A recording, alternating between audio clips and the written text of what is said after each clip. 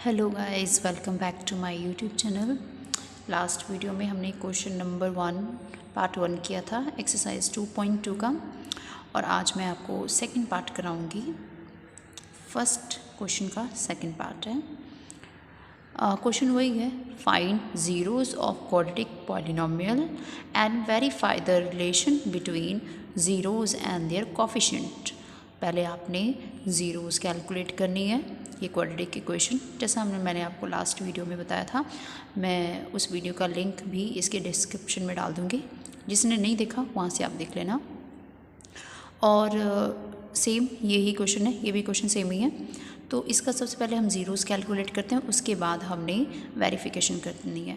तो last question के जैसे इसका भी हमने जो ज़ीरोज़ निकालना है वो फैक्टराइजेशन मेथड से निकालेंगे।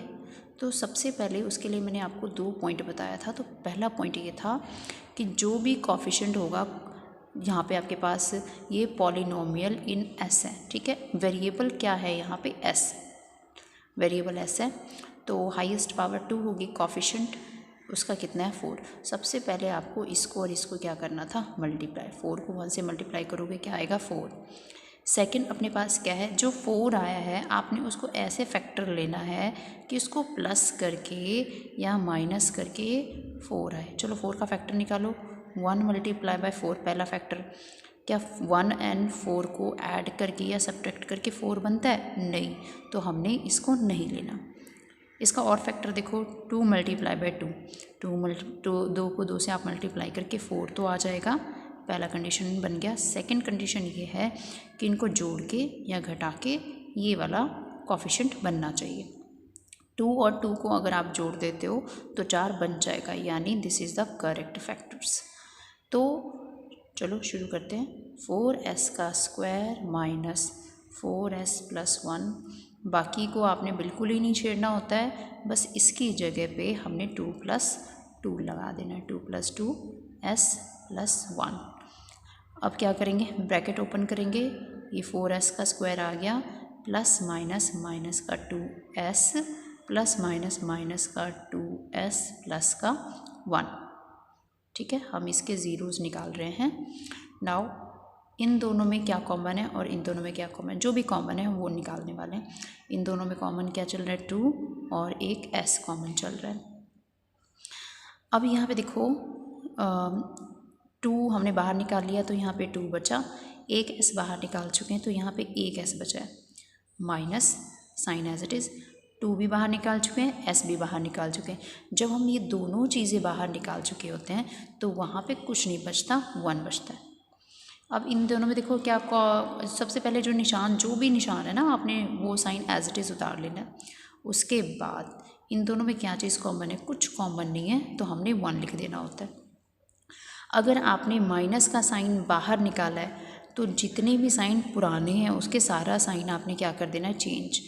अगर ये नेगेटिव का था ये पॉजिटिव बन जाएगा, और ये पॉजिटिव का था तो ये नेगेटिव बन जाएगा। क्योंकि देखो, अगर किसी के आगे नेगेटिव, मान लीजिए a प्लस बी है, ठीक है, आप माइनस का साइन जब सॉल्व करते हो तो उसका साइन अंदर वाले का सबका चेंज हो जाता है ना। ये प्लस का था तो प्लस माइनस माइनस का a बन जाएगा, ये भी प्लस का था तो माइनस का a, माइनस का b।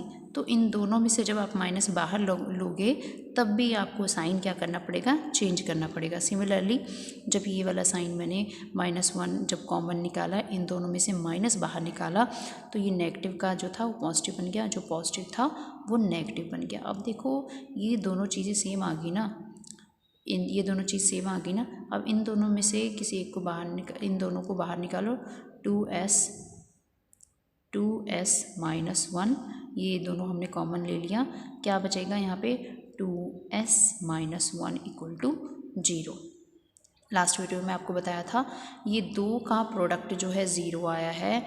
अगर आपके पास किसी भी 2 टर्म्स का प्रोडक्ट 0 आता है तो इसका एक ही मतलब है, दोनों में से कोई एक टर्म 0 होनी चाहिए, या तो a को 0 होना पड़ेगा या तो b को 0 होना पड़ेगा। सिमिलरली केस हेयर अप्लाइड, ये अगर इन दोनों का प्रोडक्ट 0 है तो इसका मतलब ये है या तो पहली टर्म इक्वल टू 0 या तो दूसरी टर्म इक्वल टू 0।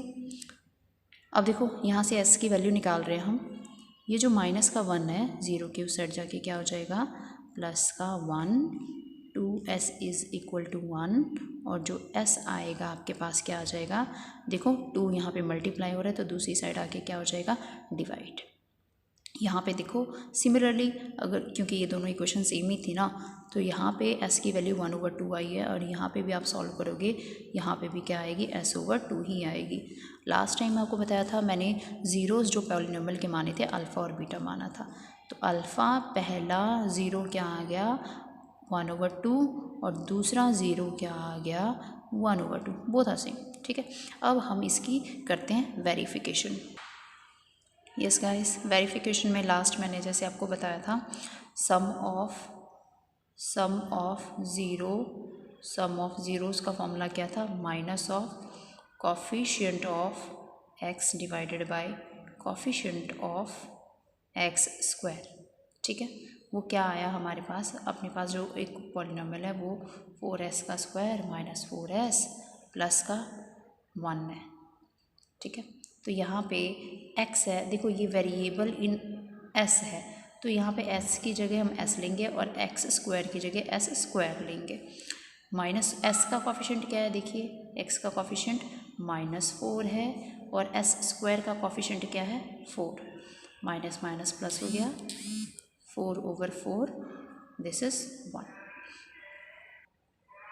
ये तो फॉर्मूला लगा के हमारे पास सम ऑफ ज़ीरो आया। हम देखते हैं रियल में जो हमारा आया है क्या ये उसके बराबर ही है।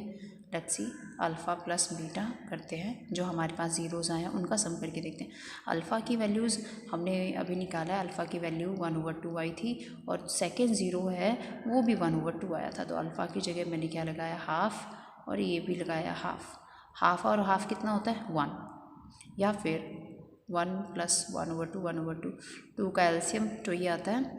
जब आप इसे सॉल्व करोगे 1 + 1 2/2 क्या आ जाएगा, 1 आ जाएगा। या फिर ये देखो ये हाफ़ है ना और ये भी हाफ़ होता है, हाफ़ और हाफ़ क्या होता है, 1, तो बोथ सेम आया। जब आपने फॉर्मूला लगाया तो भी 1 आया और जब आपने डायरेक्टली कैलकुलेशन की तब भी क्या ये आया, दोनों 1 ही आया। ये क्या हो गया आपके पास, वेरीफाइड हो गया सम ऑफ ज़ीरोज़। इसी तरीके से प्रोडक्ट ऑफ ज़ीरोज़ हम देखेंगे, product of zeros same formula पता ही है आपको, constant term divided by coefficient of S square. यहाँ पे वेरिएबल इन एस है तो एक्स की जगह में एस स्क्वायर लगाना है हमें।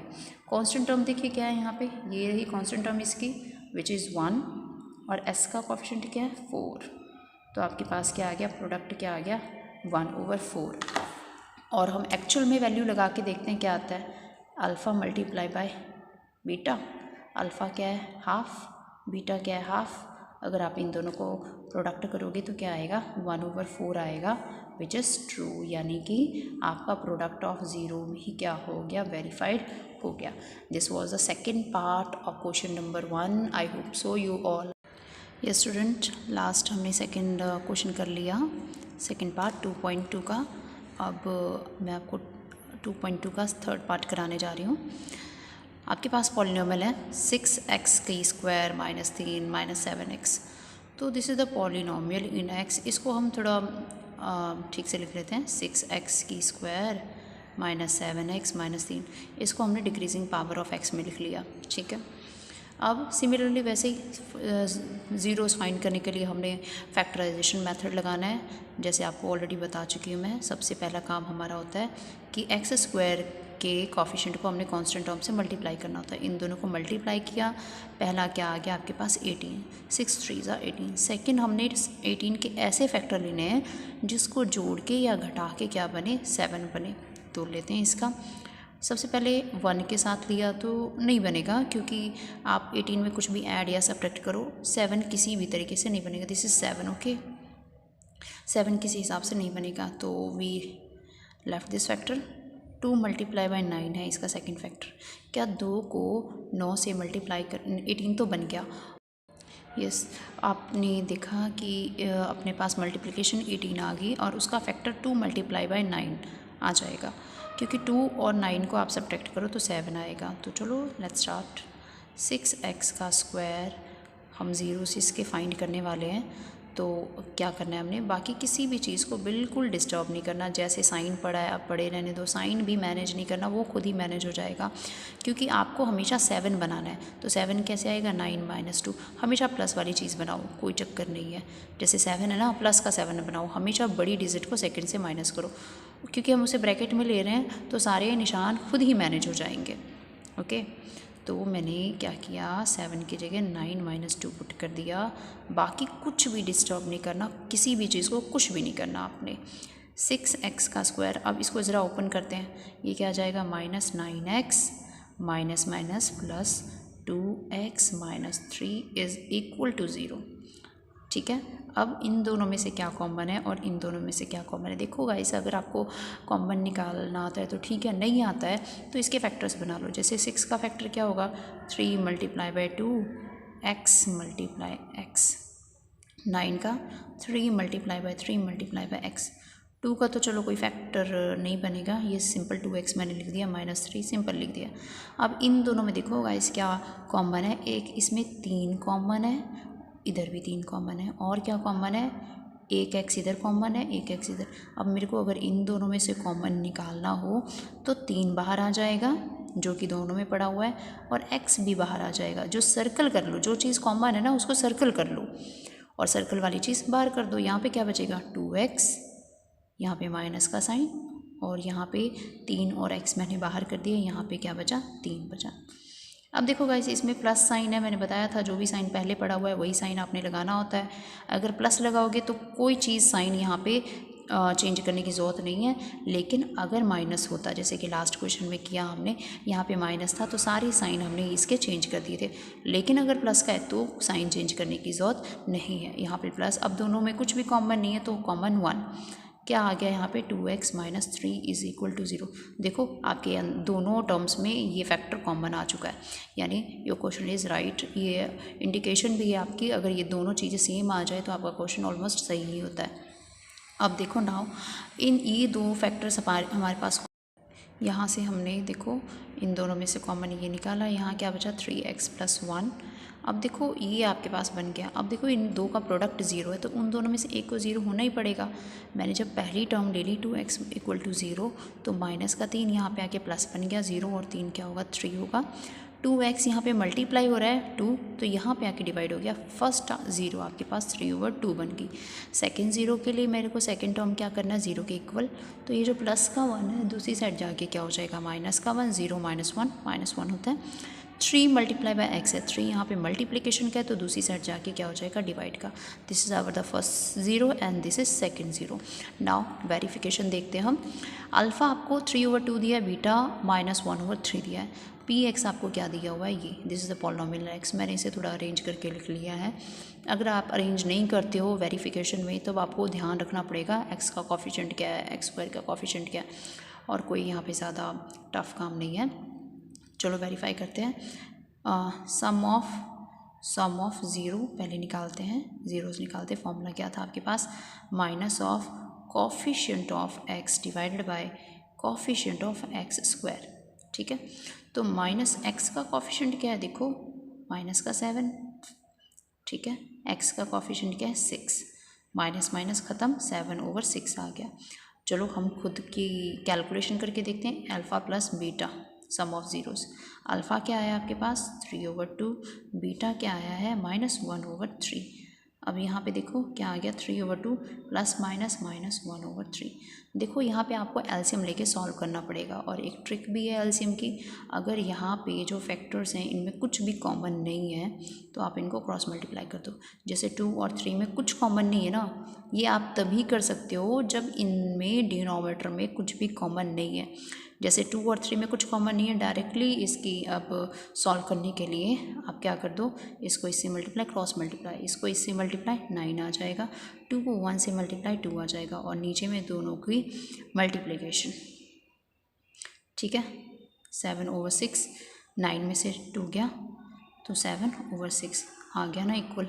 So this is verified. Student मैंने आपको जो यहाँ पे एलसीएम का तरीका बताया है ये मैंने आपको पॉइंट बता दिया साथ में कि जब इसमें और इसमें कोई फैक्टर कॉमन ना हो तब डायरेक्टली आप मल्टीप्लाई करके इसको इससे मल्टीप्लाई करके सोल्यूशन निकाल सकते हो।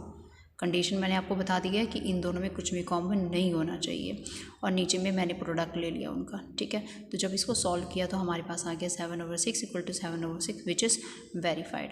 अब हमने करना है product of zero, product of zeros. Formula क्या है, constant term divided by coefficient of x square.